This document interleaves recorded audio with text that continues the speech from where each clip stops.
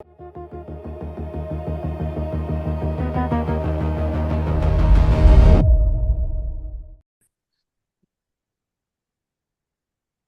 everyone. Welcome back to the Thought Atlas podcast, the podcast where we explore ideas, stories and systems that help us understand life, creativity, and human potential better. Today's guest is David Allen Brown, the mind behind Convergence, Your Path to Creative Power. David explores how creativity, awareness, and consciousness come together to unlock deeper levels of expression and fulfillment. This one is about unlocking your inner power and reconnecting with your creative intelligence. Let's get into it. David, welcome to the podcast. Hi, thanks so much for having me. It's a pleasure to have you. For people meeting you for the first time, David, who is David Allen beyond the titles and your expertise?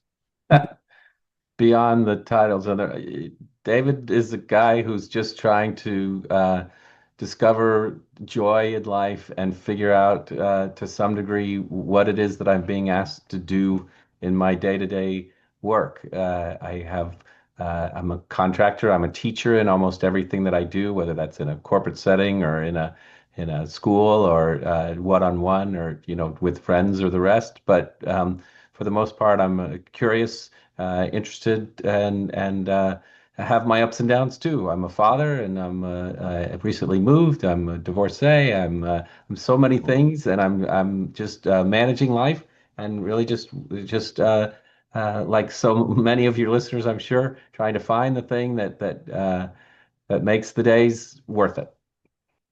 Thank you so much for that, David. It's nice to meet another fellow human being. Yes, exactly. So, David, your work centers around convergence and creative power. What does convergence mean in human terms? Yeah, and that's such a great way of asking the question, what does it mean in human terms? Because what I found was that many times in my life when I was struggling, I was stuck in kind of one part of the human experience. And I was trying to decipher if I was very emotional, very sad, very angry, full of grief.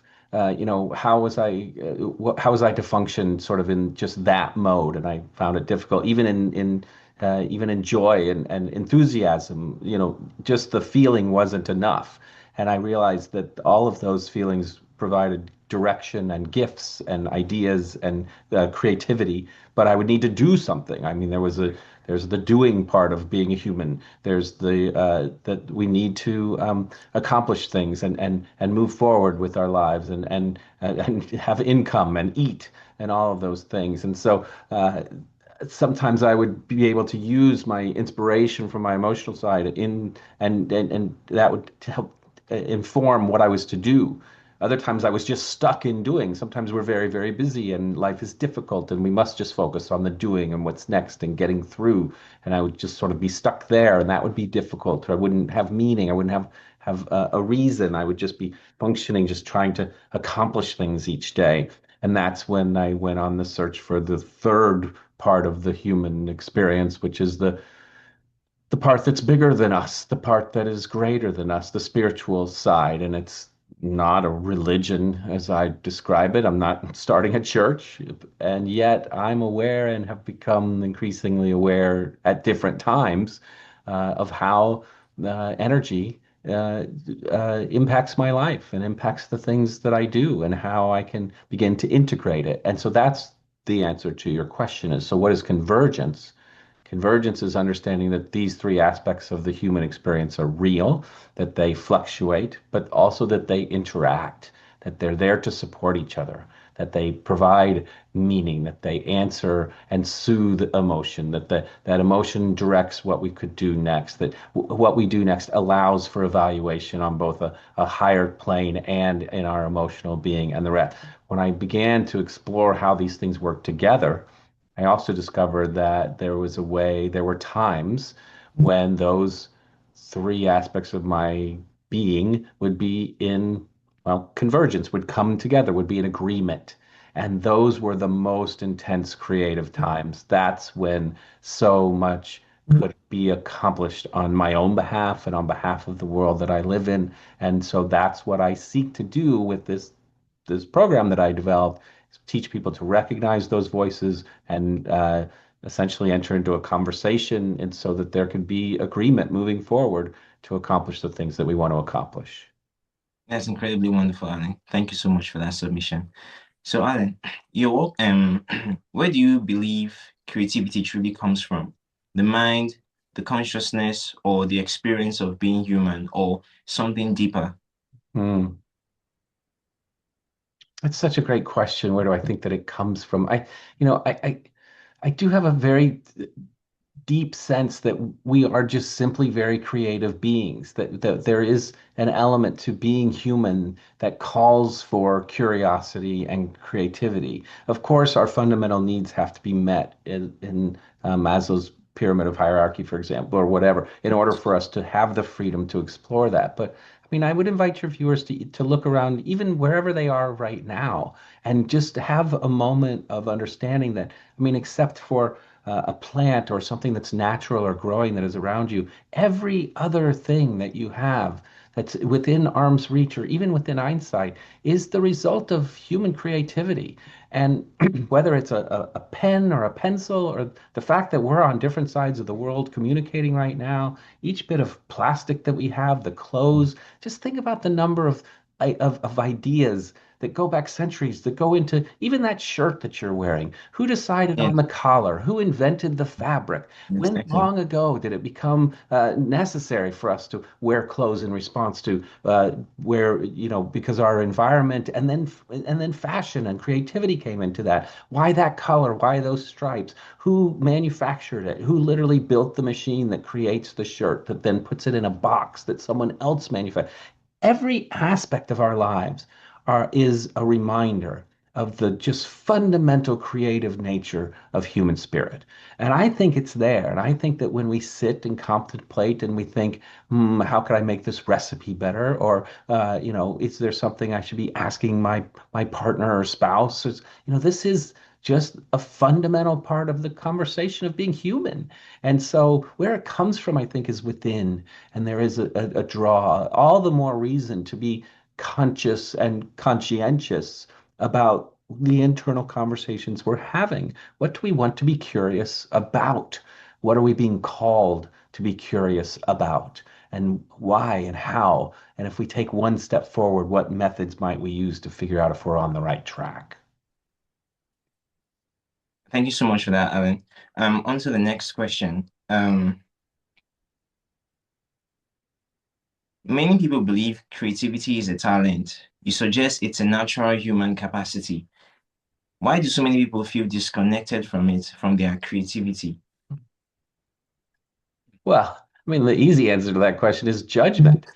Because when we create a creative endeavor, whether that's something that is highly practical or something that is truly just artistic and that's its only function, then the other side of human behavior is that people feel that they have the need or the right to judge it and to give their opinion and to say their reaction. And we are also inclined, I think this is a taught behavior, to want to know what that reaction is, to want legitimacy and acceptance and appreciation, and then, and depending if we're working on something that's a creative endeavor, profit and income. We want it to sell. I've Yes.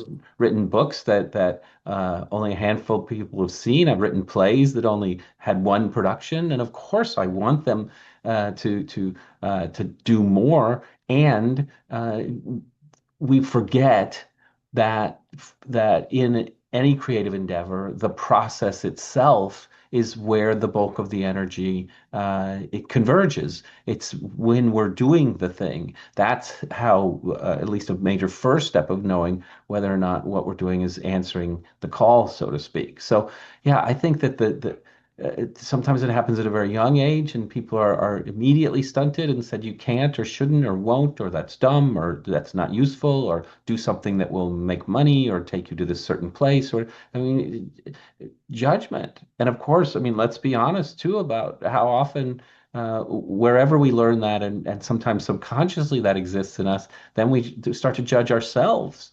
Oh, that's no Yes. good. That's not as good as this. We're comparing. I mean, oftentimes, no, not oftentimes. The very first person who has to love your work is yourself. And if you Yes. can't step out into it, into the world with the confidence of knowing you've created something quite amazing, then all is lost, usually. Not Yes. Yes. always. The truth is, and that judgment, the funny thing is, the thing about that judgment, it doesn't necessarily come from a bad place per se, in the sense that they're just worried about your survival, essentially. They want you to survive, to thrive. Yeah, So if they feel whatever you're pursuing is not something valuable, it's not lucrative, their first instinct is to judge it and be like, you know what, are you sure is this going to provide for you? Can you start a family with this? yeah, So I understand that judgment. But then again, it limits our creative potential and holds us back from what we could truly achieve as human beings. And I essentially agree with you on that, actually. yeah. Yeah, I think that's important, and I think with the inner voice too, that's also the case. We do have a call to security and safety, and I think will question ourselves as far as, is this getting me where I want to go or where I need to go as well. So the questions are valid, and sometimes it's just a matter of creating the balance or Exactly. moving forward in spite of. Yes. It's the reason why if you observe, like I've observed for some people, you notice that children or people that come from rich families, they're often more artistic, more creative because there's already security, there's already provision, as opposed to somebody coming from a much more poor background. Of They're course. just trying to survive. So Right. essentially, it will take a lot of self-awareness to really tap into their creative potential because they essentially just take anything that comes their way. I need to survive. How do I pay this bill? How do I do this? So essentially, they just want to survive. So I really don't understand, but I hope that we get to a point in humanity where we no longer think about just survival. We start thinking of what can I create to Right. push our species forward. And I really hope we get to that point eventually. So, Yes. on to the Me next too. question.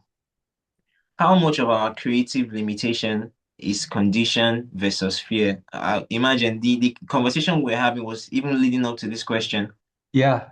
Yeah, Yeah, I so think it's definitely the next thing to talk about, and I think we can talk about it in very practical terms. yes, In the West, there's such a call for more and more, and so there's um, a sense that the bar is always sort of raising, and like I say, getting stuck in that sort of doing section because, oh well, I have my needs met. I mean, so many of us are not living in that state of desperation, and many people yes, are. And we can get to the discussion of what the responsibility of one is to the other as we move forward. And at the same time, what troubles me is seeing folks who have truly just set aside the inspiration or the creativity or the emotional side because they have what they need, and then they figure that's where all the reward is. If I can just get this one next thing, get to this next place, get to the next thing. No. And I think that when people are truly called in a creative way, that one of the things that is required is a gratitude about the current where I am now. There's that sense of, well, I couldn't possibly take that on because I'm stuck, because I have to do this, because I have to keep working in this place, I have to keep bearing this level of income or working this many hours. And yet, yes, sometimes a simple assessment of, what could I do differently? If I keep being reminded, if I keep hearing this voice to do something creative, and we're not just talking about artistic here, we're talking about a creative call. Sometimes the creative call is service to others. Sometimes the creative yes, call is teaching. Sometimes the creative call is a talent, a cooking, a gift, something like that. My concern is not whether or not people are being truly, as we would define the word, creative, artistically creative. It's whether or not they're really just answering that nagging voice within that says what I would like to do, what I need to oh, do, wow. because that's so often that third voice. That so often is the universe saying, and yet, have you taught today? For me, it's very much that. I've written this course. I'm doing this amazing podcast with you. This I do, Yes. I'm doing 35, 36 of these this year. That's great. Oh wow. And I'm not seeing a ton of it's not feeding me. And yet, when I go a period of time without having an amazing conversation like this with someone like you, I feel it. I feel it in my feeling in everything that I'm doing. I'm not answering what I'm supposed to be doing. Oh That's wow. the real thing that we're looking for. And so now, then what happens, and I want to go back to your question. What happens is you become afraid of not doing what you're supposed to be doing instead of becoming afraid of doing what you're supposed to be doing. And fear is maybe the wrong word, but like the discomfort, the questions that come are Yes. not about, oh, gee, should I go and perform that service? Oh, should I go and write that? Oh, should I share my poetry? When you're in convergence, when you're in the place of true creative expression, true alignment with purpose, then you start thinking, oh, I have to get there. Oh, I can't believe I missed that. That was what I was really supposed to be doing. Oh, Mhm. I rescheduled a talk or an interview. Oh no, because that's the thing I really want to be doing. And of course, oh, I Yes. had to reschedule because I had paying work. Of course I have to make choices. But the emotional response becomes about, oh, wait, I can't not do that because now I understand that that's what I'm here to do. Oh wow. I think I get it now. So it isn't essentially about, being creative in the artistic sense. It's more about what you actually want to do, what you're called to do, what you keep telling yourself, what your mind keeps telling you to do, essentially. And most people, they don't listen to that. They instead just go and do something else because of survival. But then again, if they're actually looking deep, they can actually make out time to do those things and eventually get to a point where it's only those things I can actually be doing, the things I actually want to do. So I think I understand it now. I was looking at it from the artistic perspective, but now Mhm. I've gotten a real sense of what you're trying to say. And that's actually very wonderful, truly, because if everybody was doing, I truly believe for a fact that nobody comes to this earth with the premonition or the idea of wanting to do evil or do something negative. It's as they grow older because of influence and people they meet with that they start doing those things. I essentially believe that everybody comes to this earth to want to do something beneficial for humanity in general. And the world is not a perfect place. It's just the way it is, and people Yeah. end up certain ways for certain reasons. But then again, I really hope, like I said before, I'm really looking forward to that future. I don't know if I'll be here to see it. What am I saying? I don't even think I will be here. But then again, it will be just nice to know that at some point in the future, humanity will tend towards that direction of, everybody being cooperative, everybody being loving, all of us tapping into that our creative potential from your perspective, from your definition. And that would be very nice to see. So Yeah, moving I on to agree. yes, moving on to the next question. What role does self-awareness play in unlocking creativity? Yeah, right. So that's what was coming to my mind, even as you were speaking there, that sense of, we get, I mean, there's two major revelations that happen here. And the first is what we were just talking about, that sense of being stuck somewhere and feeling like I couldn't possibly follow my heart because of my circumstances, because of the world that I'm in, I don't see the opportunity. And and the remarkable thing about that is that even if 90% of you is still working in the way that you are quote unquote stuck, and even just 10% of you begins to look at options for answering your heart, then opportunities will come up. I mean, that's just the first revelation is if I just take the smallest steps, the universe will celebrate so much that it will begin to create more and more steps down that path for me. So that's the first Yeah, thing, the smallest step. But the second thing, and this goes to the question that you just had, is that self-awareness. So what step? So what is it I'm supposed to do? And that knowing of, well, what do I want to explore? What am I here for? Is one of the most challenging in our in our human history, in our human Yes. experience, in our lifetimes. Yes. I wrote a nonfiction book, and the opening quote is from an American author named Mark Twain.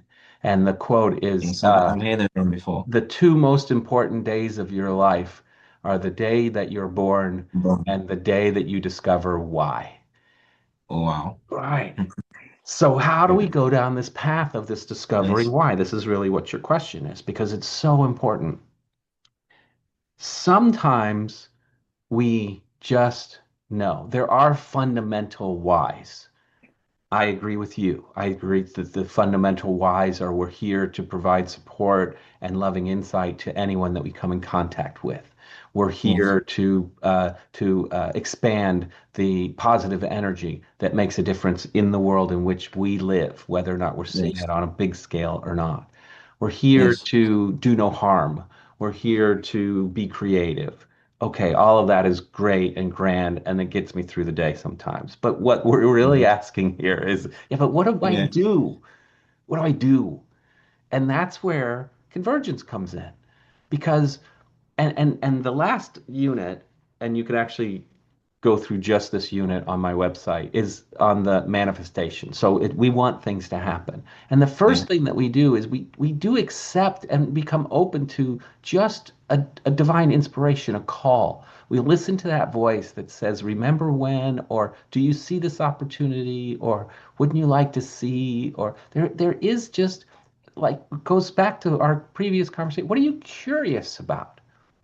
And where I got stuck for years was, well, I'm not going to take that on if I can't be perfect at it. And I'm not going to take that on if I can't make a lot of money at it. And I can't take that Yes. on until I've studied it and know exactly how to do it. Yes. Three of the biggest myths in human experience. This just what I am saying and why I used that analogy I just did is then we just take a step. We just step forward in faith, which is Yeah. that there's nothing horrible's going to happen here. I'm not quitting I'm not, I'm leaving 90% of my existence in place because that's what's working for me. What's the one step I might take? That's the doing part. So we've moved from inspiration, talking to what should I do? They agree. And if we're not sure what to do, then we check in with emotion and we say, how does that feel for you? And there's like, oh, that's okay. I feel good about that. And then boom, we've got agreement on just this one step. We do the Yes. step and then we look and see what happens. Now, Oh wow. 10% of my life transformed doesn't mean that, okay, well, wow, gee, oh, then I won the lottery and I moved to where I wanted and now I'm the best-selling author and this, that, and the other. Okay, Yeah. doesn't mean all of that. It means then I see, just like I'm doing right now, just like I'm getting goosebumps to having this conversation. I'm like, oh, Yeah. I, my body, my feelings, my instinct, my emotions clearly saying this is the right thing to do. The Yes. joy that I will experience all day today because you and I made this connection tells me, oh, that's the right thing to do. And so I'll Yes. do some evaluation using all of the voices, and then I'll hear from the universe whether it's something tangible, a kindness that happens in real life, or a coincidence, or just that sense of calm and peace that comes when I'm divinely connected. Oh, this was the right thing to do. Yeah. Yes. Okay, now I can step forward in trust. I've moved from faith, which is, let's let it all work out, to trust. Oh, I trust this is the right thing to do. Okay, Yes. I know I have a knowing now. And then the next part is, so what's the work? So now, Yes. if I'm going to follow it, what's the next thing? And sometimes those look like big things, and sometimes they're just little things. Sometimes it's okay, me doing this teaching to whomever may hear it in your audience right now is the right thing to do. So I'm going to sign up for a service that helps me find people in West Africa who I can have this conversation with. Okay, Yes. that's the Yes. next thing I'll do. And then that feels right. And this notion that that I have to, and some people do have to stop everything and change it completely. Okay, that can be one way Yeah. of doing it. And Yes. people in the audience who just have that call. We all do. I've always wanted to. I remember I was so happy when, oh, that time I did this. Oh, that Oh wow. person in need. Oh, that, there's Yes. so many instances that if you speak to people of all ages and do some simple inquiry, when was a time that you just felt so happy? When was it, what was something that someone provided for you that made a difference? There are these easy questions to go down the road of, how Yes. can I make a difference in the world? The reason why I can, like, I don't even know how to put it, but I can so much relate to what you just said is there's this feeling you get from doing what you know you're called, what you're meant to do. Even if you fail at it, you will feel a sense of satisfaction and you'll be willing to learn from your failure. As opposed to doing something you don't want to do, it's as if you're being coerced or being forced to do it. Even if you are good at it, you will not appreciate it. Not to talk Right, of failing at it. But if you fail at what, like, there's something I really love to do. And anytime I fail at it, I'm not even angry. I'm like, oh, so what can I do right? So what can I learn from this failure? So right, I can really understand it. And that's just taking the leap of faith. You take the leap of faith, you know what? This is what I know I want to do. This is what my mind has been telling me for the past how many years to do. You take a leap of faith, you start right, doing it. You move from there, you start getting better at it, you enter the trust, like you said. From there, you get to the work and ultimately you become a master at it. So I can ultimately relate to that. It's just that taking that leap of faith, that's the difficult step. Most right. people are, like we've said before, most people are just afraid. What is Sure. going to happen?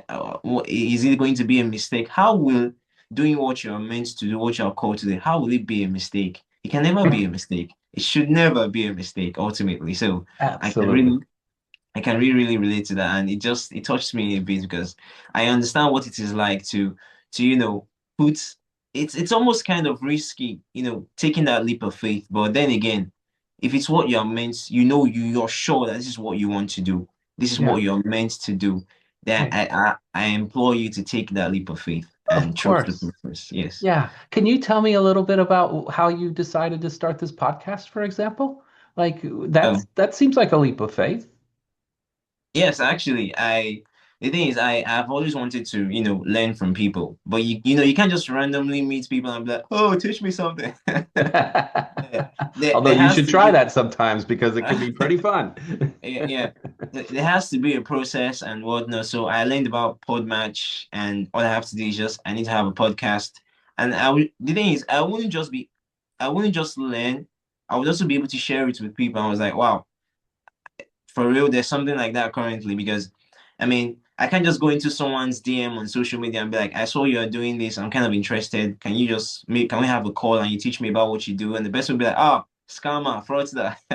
So, so that was how I came up with the podcast. Then I was like, okay, what can I center it around?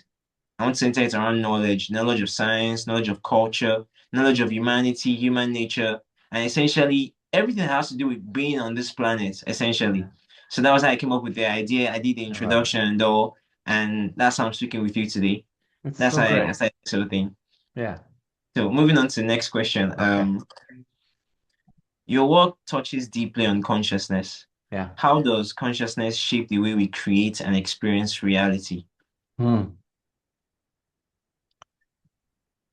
It's so interesting to be a person of faith in a world in a human world.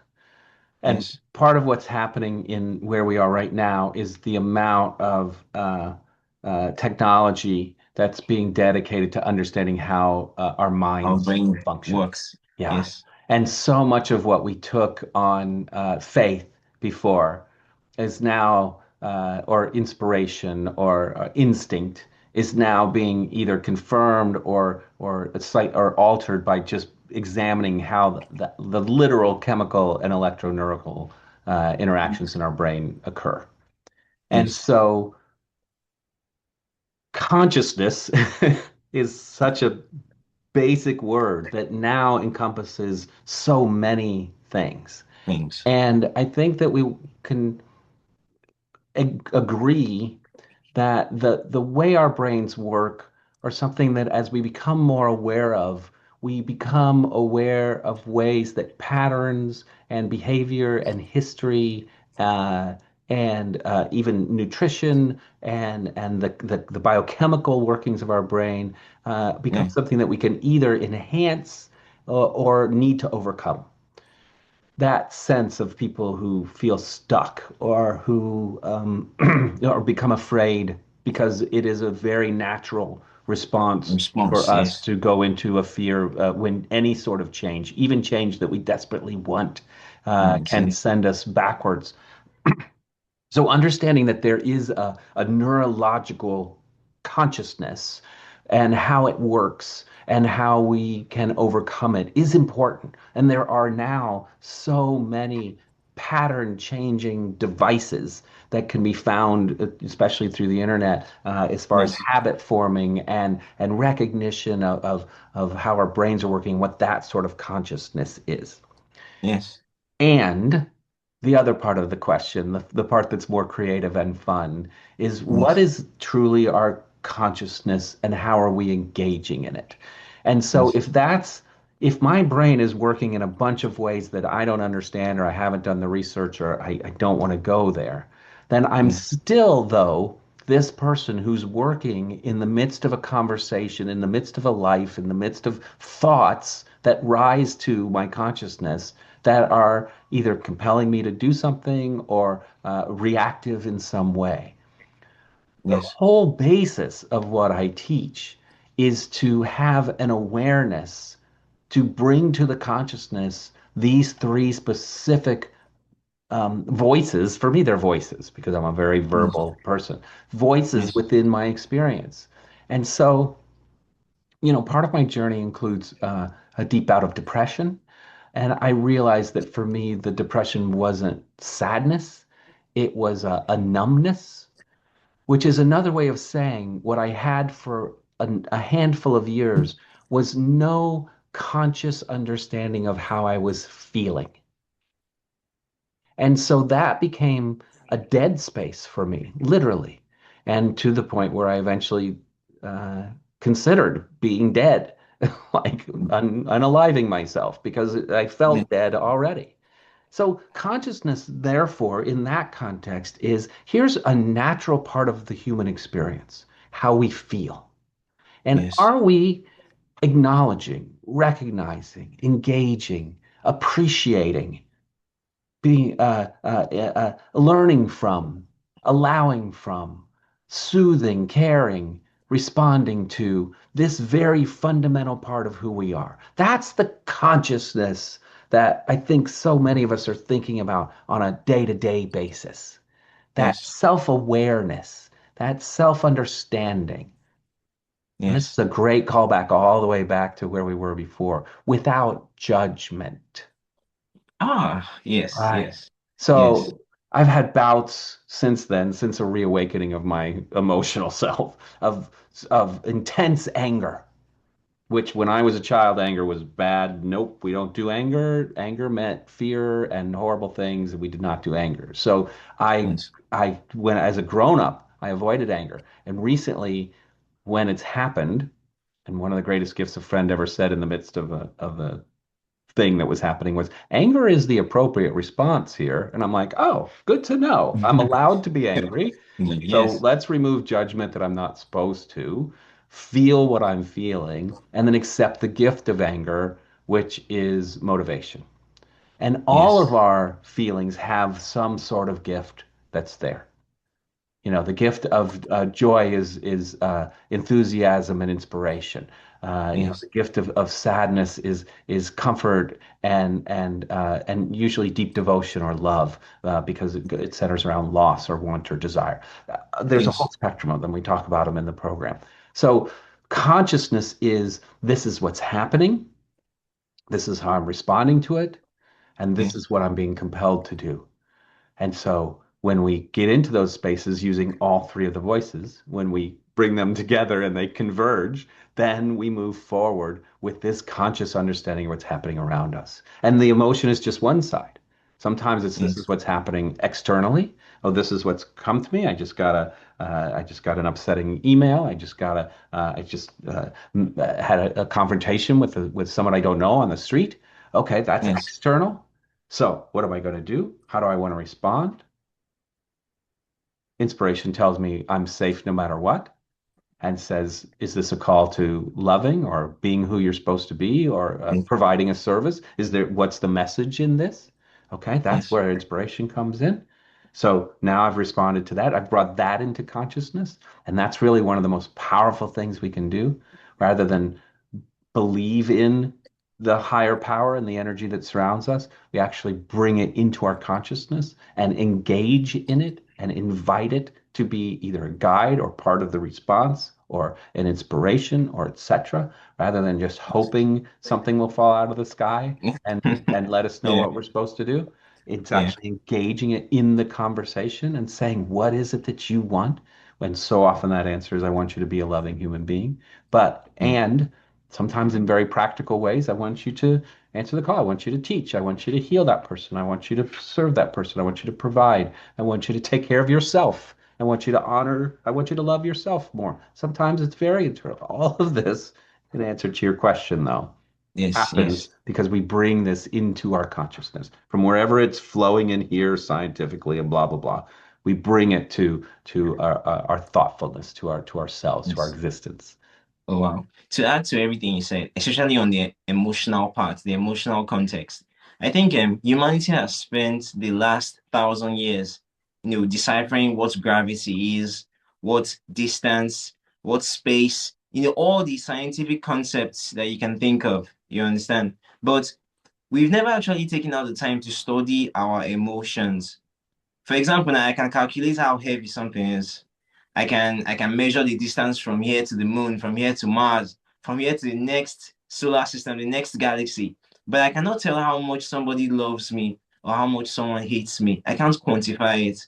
Right. We've never actually, it's fairly recently we started diving into the concept of psychology, the concept of trying to understand emotions and all these things. So I think it's the reason why we've gotten to a point in humanity where our emotions are out of whack in the sense that when it comes to technological scientific advancements, we are way, way ahead than we were before. But psychologically, emotionally, it's almost as if we are going backwards. I don't know if you understand what I'm trying to say. I do. I So do. it's the reason why everything just seems so, for lack of a better word, messed up, Yeah. essentially. So Yeah.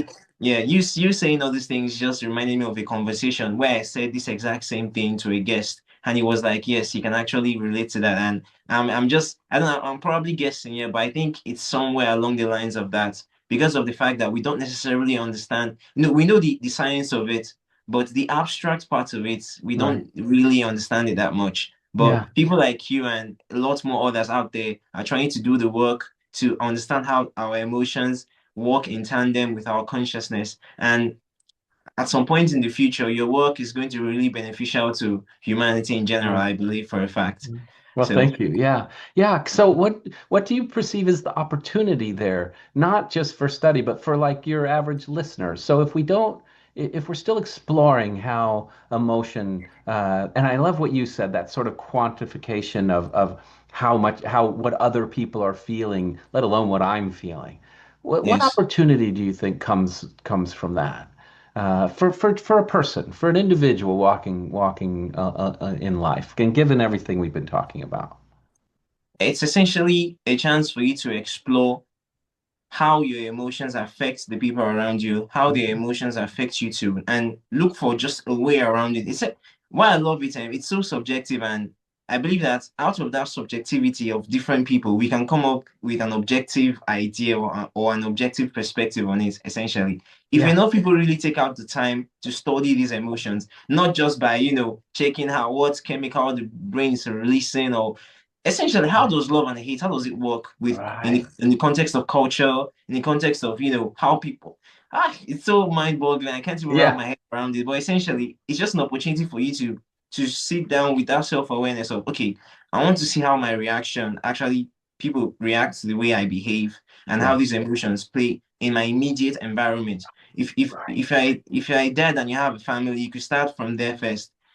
If I'm aggressive with my son, how does he behave? If I'm like this, how what does it do? And over time, I believe you could come up with an idea, although it will be subjective. But over time, if you stack up the data, people in the future will be able to take it for reference to study, and we will come to a conclusion. Because I believe for a fact that everything changes in life. And maybe in the future, medicine might change, an idea might become, obsolete, might become Right. archaic. But Yeah. human nature will never change. It will always Mhm. remain the same. There will Yeah. always be greed.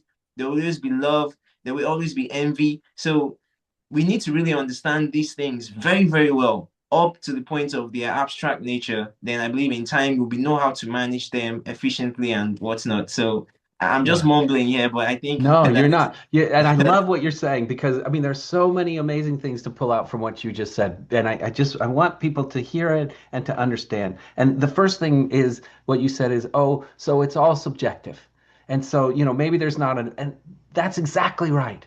When it comes to the human experience, it is all subjective, and so you yes, get to say, you get to decide. And we do that through the next thing you said, which was observation, the self-awareness, the yes, looking around and seeing how are other people responding when I do this, when I do that. And again, has nothing to do with chemistry or science. This has to do with just human behavior and knowing that we live and become aware of what of being an energy being, and that energy yes, expresses an emotion. And then the third thing that you said that I mean, you said amazing things, but the third thing I want to highlight is, and then you see how it affects the world around you immediately. That's right where you live. And that yes, notion, this understanding that the place we will make the difference when we enact a conscious life is right where we are. It's one of yes. the deepest faiths we can cultivate, which is a sense of I am exactly where I'm supposed to be at exactly the right time for a plan that I do not understand. But my role in it is to be right here, right now, and to answer the call to loving service of others. That's the Yes. difference. And I love that you brought that in. Thank you so much. Thank you so much, Alan. So, Alan, I have a set of rapid fire questions I want to ask. You can Oh, either okay. answer with a phrase or a sentence. So, the first one is morning routine or creative ritual. Oh, um, I, you know, I have a cat, and the truth is Yes. that my cat is what gets me out of bed in the morning. Not because I don't have anything to do, but because I have a creature to care for. And so the Yes. first thing I have to do is give her her breakfast and give her fresh water each day. And then she rewards me by coming back to me and getting pet, and we have a moment of affection. Classic, And so, yeah. classic cat behavior. You're right. So whether it's a cat or whatever or Yeah. whomever, waking up to serve another being is that's what I do. Yes, I agree with that morning ritual because when you wake up in the morning and you've essentially planned your day ahead, like you already have a morning routine that you usually go through, it makes the rest of the day, how do I put it? Should I say productive in a way? Because okay, I've woken up. Thank you to the universe for letting me wake up and see a new day. Now Hmm. what do I do? Say, okay, I want to do this. I need to do A. I need to do B. I need to do C. And at the end of the day, you feel fulfilled. You feel happy. You feel okay to the point where somebody could even step on your toes and you'd be like, "Oh, I'm sorry, you stepped on my toe." So that kind of stuff. So Yeah, moving on to the next one, books or lived experience. lived experience. Yeah, Yes, always. I can agree with. I think I would pick both, but lived experience is also very important because you could read about war in a book, but it's very, very much different from experiencing Yeah. war in real life. So yeah. Yes. So structure or flow. Mm. Wow. Can we find a middle ground? I tend to outline. Yes. So it's Yes. like, here's what I think should happen today, and I'm open to what the universe is places before me. Exactly, exactly. Yeah. Yes, yes, yes. Yeah. I agree with that too. Yes, I want to do this. I am strict, I am rigid, but then again, I'm very much open-minded. Yeah, right, So I precisely. agree. So the last one is one word that defines creativity. One word that defines creativity. Um, I think it's hold on.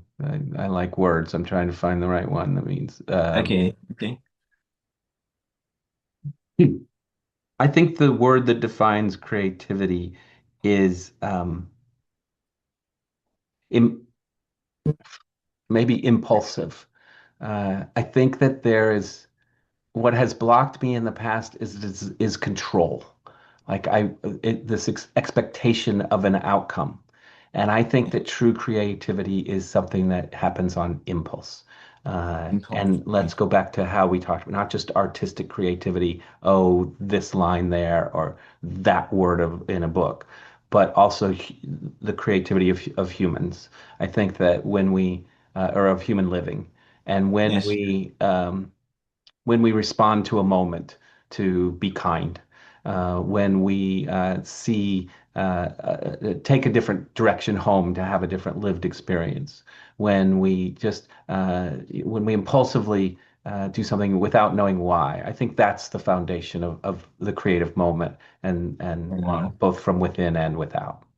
Yes, if you even check in history, most of the things that have advanced human beings forward as a civilization, they came as a result of impulse. Hmm. Somebody not wanting to give up, somebody that's so stubborn, any little opportunity. I mean, imagine there's a story about Archimedes where he was taking a bath and he discovered the principle behind it. It's called the Archimedean principle. I've forgotten it. I was taught in physics class, but I've forgotten now. It's It's something okay. around measuring the volume of an irregular object. When Uh-huh. he was bathing, when he climbed into the bathtub and the buoyancy he felt, and he noticed that the amount of water, or he observed basically that the amount of water that his body displaced was equivalent to his weight. Right. So he stood up from the bath, ran outside naked, was running along the town or wherever he lived. He was shouting, Eureka, Eureka. And so Right. that impulse essentially, so I agree with you on that. It's basically impulse is the next, Yeah, it should be a synonym to creativity essentially. I agree. So my final question before we wrap up for today is if humanity ever fully tapped into its creative power, how do you think the world would change?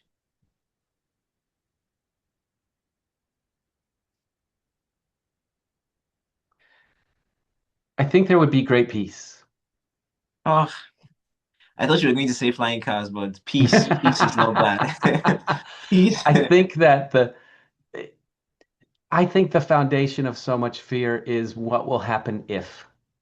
And if yes, humanity knew of its own creative power to uh, to integrate nature, to accept what is, to yes, solve nearly any problem, to appreciate what's next, um, to be fully.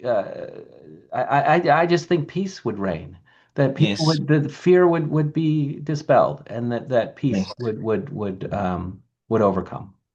yes, definitely. I mean, if you put down peace and flying cars, I would definitely pick peace. So yes, yes, yes. That will be the next best thing. Thank you so much for this interview, Alan. It's been a pleasure to have you. I've really enjoyed talking to you. Where can my listeners and my audience learn more about your work? Yeah, I hope they'll visit my website, davidallenbrown.com. The name is spelled Alan, so DAVIDALANBROWN.com. Hopefully, it's in your show notes too. But there you can Yes, find all my work, and you can email me directly, and you can see the different courses that we offer. And if anyone needs a discount or a scholarship or just wants to talk about it, just reach out to me directly. We'll figure all that out. As I said way at the start, I'm a teacher and I'm here to share my work, and I'm thrilled to talk to anybody about it. And this conversation has been just so amazing. I just really appreciate the depth and us being able to talk in a really real way. So thank you for this time. thank you so much, Alan. Thank you so much. It's been my pleasure. You're welcome. And of course, thank you. I would really love to do this again some other time. And to everyone listening, thank you so much for being on the podcast. Alan is a very wonderful person to speak with, and he's so inspirational. He has depth. He's a man of how do I put it? He's a man that has like a very deep soul. You understand? He's here to teach. He wants you to understand. He wants you to really tap into your emotions, not just in a in a way to goof around, to really understand yourself and understand how the emotions you bring out into the world affects other people around you. And that's essentially something very important. Most people think emotions are not important or emotions are this and that. There's a book I read before we round up, and let me just quickly say this. There's a book I read by Mark Manson. The name of the book is The World is I don't know if I can say this. I hope there are no children listening. The world is fucked, essentially. So there was a story in the book about a man that he lost, I think he had a brain operation, then he lost the ability to express emotion. Now this was a highly successful man. He was a high achiever in his field. He was married, he was successful and all. The moment he lost that ability to express his emotion, he became just rational. He became logical, like a robot almost. He started to fail at work. His marriage, he lost his wife. His marriage crumbled. He lost all his finances, and that's made me understand that we might think our emotions are not important and all, but the truth is they're actually very important. Most of He could not differentiate between going to his son's soccer game and essentially going for a meeting or going for a board meeting or something. He could not differentiate the two. To him, it was just A or B.